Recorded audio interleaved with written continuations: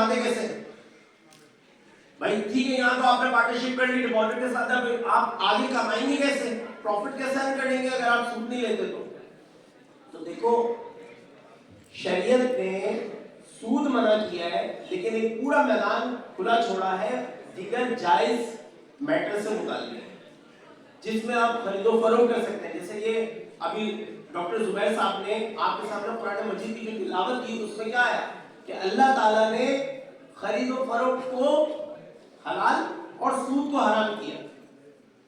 खरीदो फरोख्त क्या है या तिजारत क्या है? तिजारत के अंदर सारी चीजें आ जाती हैं जिसमें आपके पास आगे पार्टनरशिप की है, आगे सेल परचेज की है, आगे फिर रेंटल का मामला भी है।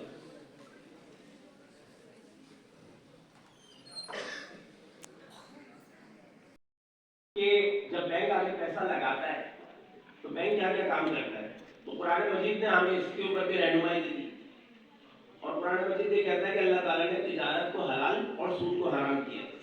तो जो सूद है वो तो रास्ता बंद, दरवाजा बंद, तिजारत का रास्ता और तिजारत का दरवाजा जो है वो खुला। अब इस तिजारत के अंदर क्या क्या चीजें आएंगी कि आप खरीदो फरोख्त भी कर सकते हैं, आप किराएदारी का मामला भी कर सकते हैं, आप किसी के साथ पार्टनरशिप भी कर सकते हैं। देखिए इस्लामिक बैंकिंग जो कुछ है कि आप रोजमर्रा जिंदगी के अंदर आप लोग भी प्रैक्टिस करते हैं। कितने लोग ऐसे हैं जो मार्केट में जाके खरीदो फरोख्त का मामला करते हैं? उठाए आप, तुम नहीं करते? इसका है तो अक्सर लोग खरीदो फरोख्त का मामला करते हैं। अच्छा, बात होता क्या है कि जब आप मार्केट में जाके सेल परचेज इस तरह से करते हैं तो वहां पर बार्गेनिंग सेल होती है। आप ये कहते हैं कि ये चीज 10 रुपए की है और मैं आपको 12 रुपए की बेच रहा हूं, तो इसका पता लग जाता है कि यार 2 रुपए का नफा है इसके अंदर, प्रॉफिट। बाद वो कहता है कि 20 रुपीज की मैं आपको बेच रहा हूँ, जितनी भी मुझे पड़ी है बस मैंने आपको 20 की देनी है, यहाँ पर आपको डिस्क्लोज नहीं करता। इस्लामिक बैंक यही काम करते हैं, इस चीज को कहते हैं जहां पर आप प्रॉफिट को डिस्क्लोज करते हैं, इसको आप कहते हैं मुराबा। क्या कहते हैं? मुराबा। मुराबा में ये होता है कि बैंक्स के पास, अगर इस्लामिक बैंक के पास अगर कोई क्लाइंट आता है और वो क्लाइंट है जो कि मैन्युफैक्चरर है, मिसाल के तौर पे कपड़ा बनाता है और उसको कॉटन की जरूरत है, लिहाजा वो इस्लामिक बैंक के पास आता है कॉटन की फाइनेंसिंग के लिए। तो इस्लामिक बैंक ये काम ये करता है कि पहले कॉटन को खुद परचेज कर लेता है और खुद परचेज करने के बाद अपना नफा रख के अपने जो कस्टमर है उसको इंस्टॉलमेंट पे सेल कर देता है। अब इस्लामिक बैंक ने क्या किया, बजाय इसके कि कन्वेंशनल बैंक की तरह पहले कर्जा देता और इसके ऊपर इंटरेस्ट चार्ज कर लेता, ये काम करने के बजाय इस्लामिक बैंक ने क्या किया, बजाते खुद जाके उस कॉटन को प्रोक्योर किया और प्रोक्योर करने के बाद अपने कस्टमर को इंस्टॉलमेंट पे सेल कर दिया। तो इस तरह से ये मुराबा के तहत इस्लामिक बैंक जो है वो अपने कस्टमर को फाइनेंसिंग करते हैं। मुराबा इस वजह से इसको कहा जाता है, आप लोगों ने कोर्स में शायद पढ़ भी लिया हो कि एक अमाउंट है और उसके ऊपर एक आप प्रॉफिट चार्ज कर रहे हैं। जब आप प्रॉफिट बता देते हैं सामने वाले को तो इस ट्रांजैक्शन को से 20% को आप क्या कहते हैं? मुराबा कहते हैं। ठीक है, तो अब इसके ऊपर एक एतराज ये किया जाता है कि यार ये तो कान यूं पकड़ने के बजाय यूं पकड़ लिया। क्या ख्याल है, कितने लोग ये कहते हैं कि यार ये कान यूं पकड़ने के बजाय यूं पकड़ लिया? कितने लोगों का ख्याल ये है?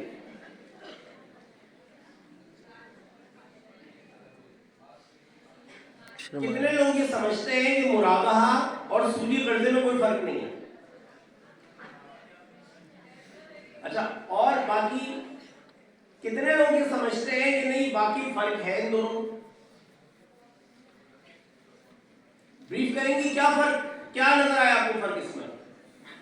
कर्ज पे पैसे देने के बजाय आपने वो चीज खरीद के दे दी, क्या फर्क हुआ इन दोनों में?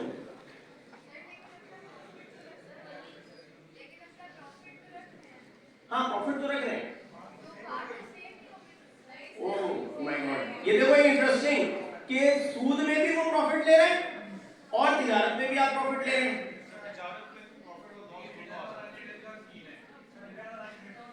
देखो एक बात समझो, मैं आपको बताऊं, देखो आपका नाम क्या है? सबा। सबा की तरफ से एक आर्गुमेंट ये आया कि जो सूद है, वो लोग जो सूद पे कमाते हैं, तो आपने भी तो तिजारत पे यही कमाया।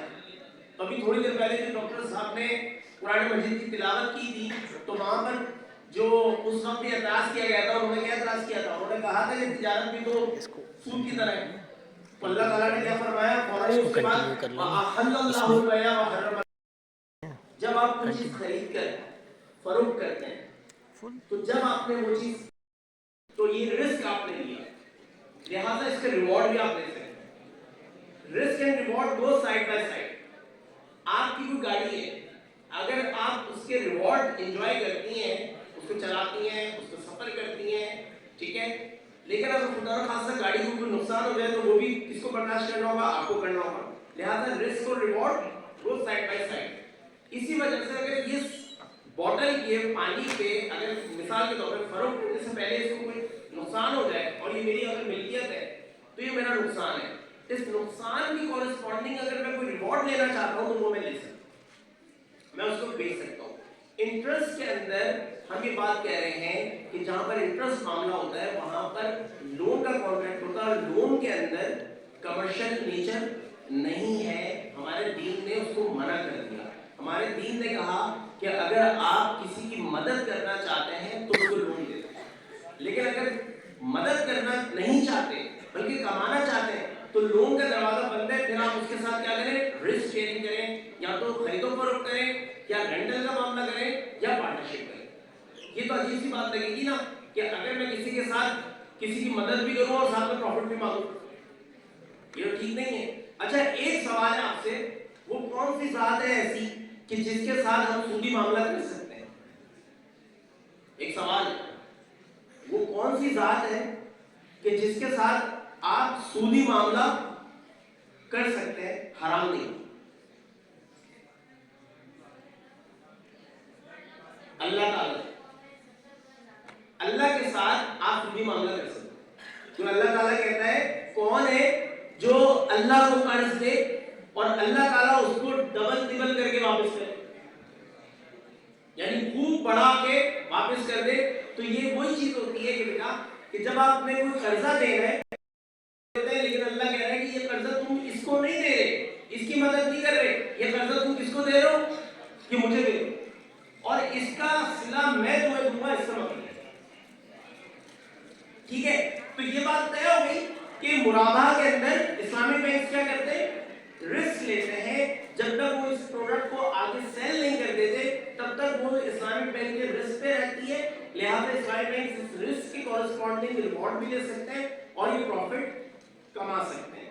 तो पहली बात तो होगी मुराबाह की।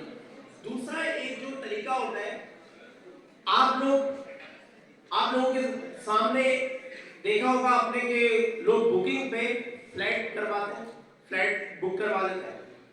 तो इसी तरह से आपने देखा होगा कि जब गाड़ी